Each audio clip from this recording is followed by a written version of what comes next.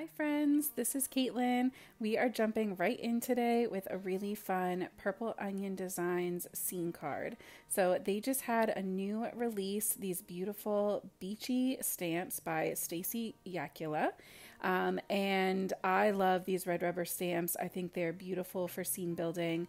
I will leave a link in the description for you. I am on the design team, but my links are not affiliate links, and I was not asked to make this video.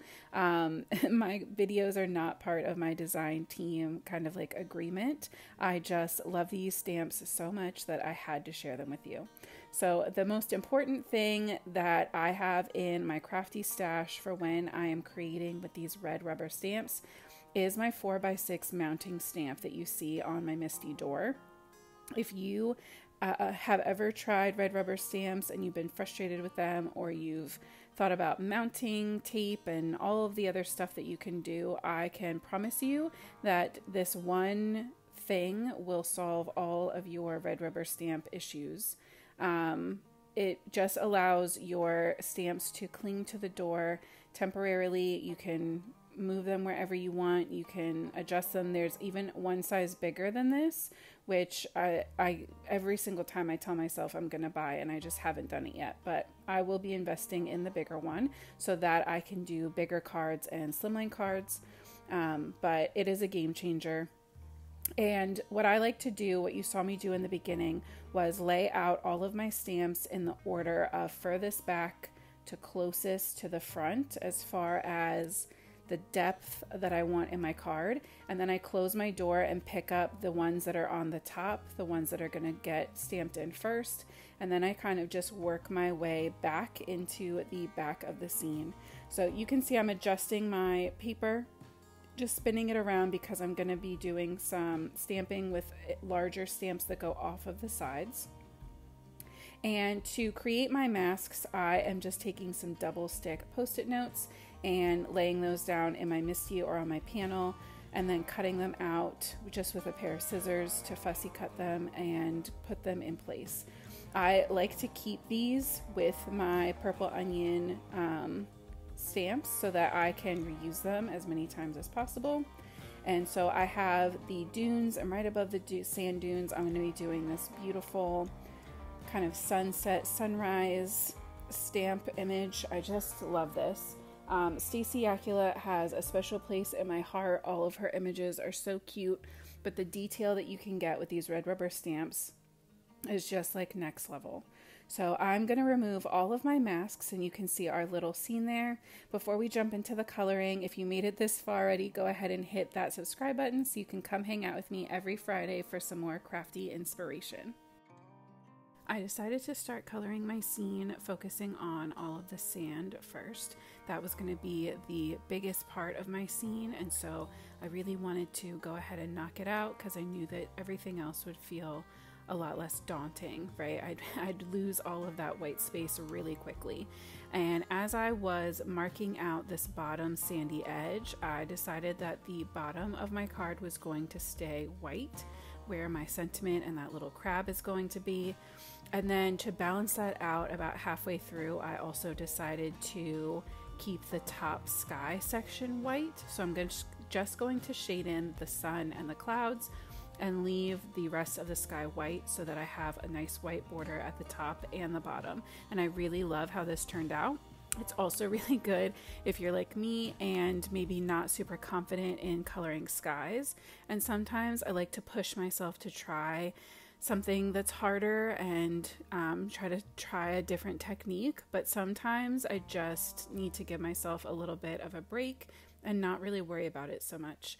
So this was one of those times where I kind of just opted out and figured out another different kind of style that would kind of meet in the middle. So I am shading in all of my sand with my E30 markers. I like to go in with my darkest marker first, just creating all of those little shadows, kind of following all of the artist drawn lines first, creating shadows up on those sand dunes and around the little posts and things like that. And then I like to go in with my marker and just start to add some little dips and divots into the sand where, you know, there would just be a different kind of bumpy texture.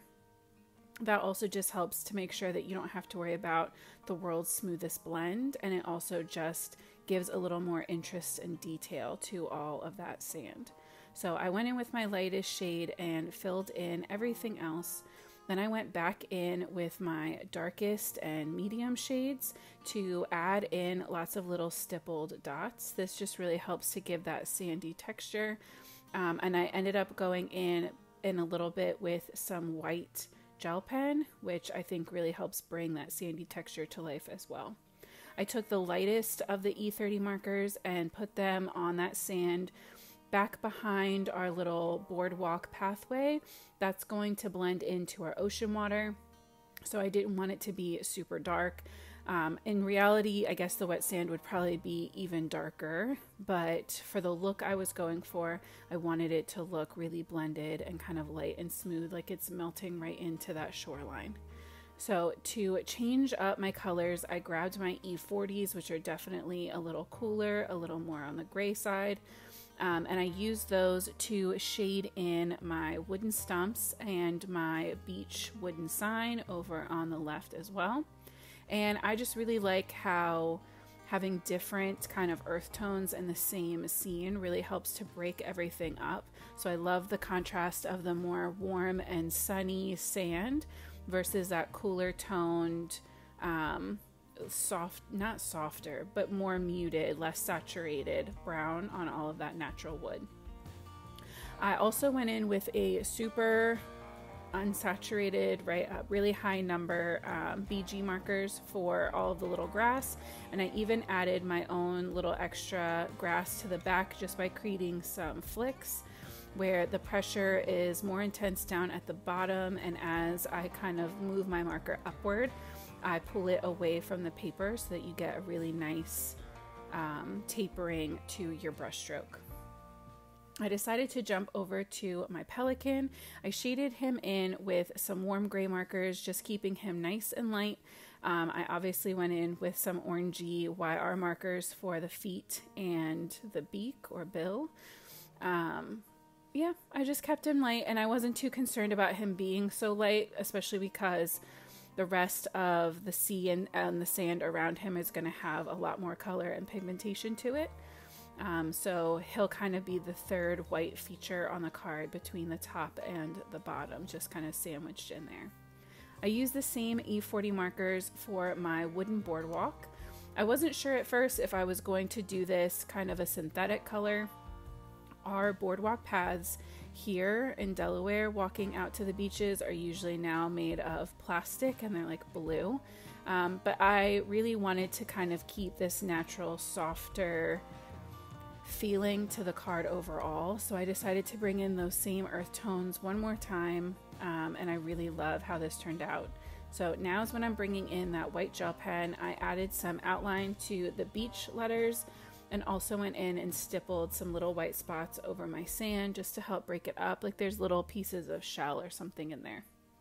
So for my water, I started out with my lightest marker, that BG11, and then I jumped back up to my BG70s and just started pulling in more color from the outer edges and kind of anywhere where those artist drawn lines are showing those ripples and that water kind of texture. Then I went even darker, going in with that BG75, blending that back out with the 72 one more time, and then I'm gonna do a combination of BG70 and BG11 to shade in the rest of that water. Because I wanted my sun to be really emphasized as well, I'm going to add some yellow just in front of where the sun actually is on that water, and then kind of blend it out into the blue so you get that effect of the sun, kind of the sunlight rippling on the water as it's, in theory, in my mind, it's rising, but it really could also be setting. I think the white sky for me gives more of a sunrise feel than a sunset. I decided I wanted to stamp out my sentiment before I colored in my crab. I don't really know why, but I'm going in with this kind of softer, a little bit deeper teal. It's not as bright and punchy, so it kind of matches in with my water tones a little more. And then I grabbed some medium to light red markers that would really help to kind of emphasize and give a pop to this sweet little crab who is kind of hanging out with our sentiment. It says, hope your day is just beachy. And I just thought that was absolutely adorable. So I gave him some little white highlights as well. And then I grabbed this decal edge die, but I had to put it through twice because I trimmed my panel just a little too small to start with. And so the top edge didn't die cut the first time I sent it through. So I shifted it up higher onto, or I guess I shifted it down so that it would be on the top edge, and ran just that top section through, so I had the decal all the way around. Then I grabbed some of this natural kind of wood pattern paper. This one's from Honeybee Stamps. I really love this green and grunge pattern paper pad. It's beautiful. And I am going to set that up on a side folding A2 card base.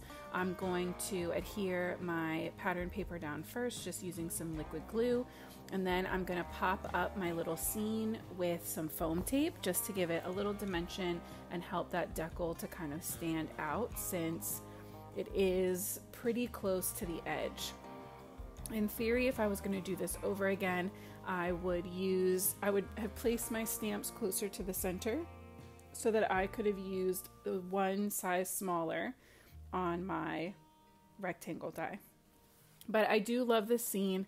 I love how everything fits together. Here is a better, closer up look for you.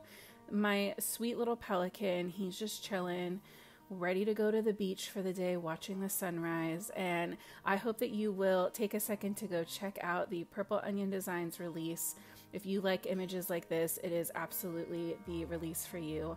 I want to thank you for coming to hang out with me. I hope that you have the most amazing week, and as always, happy crafting.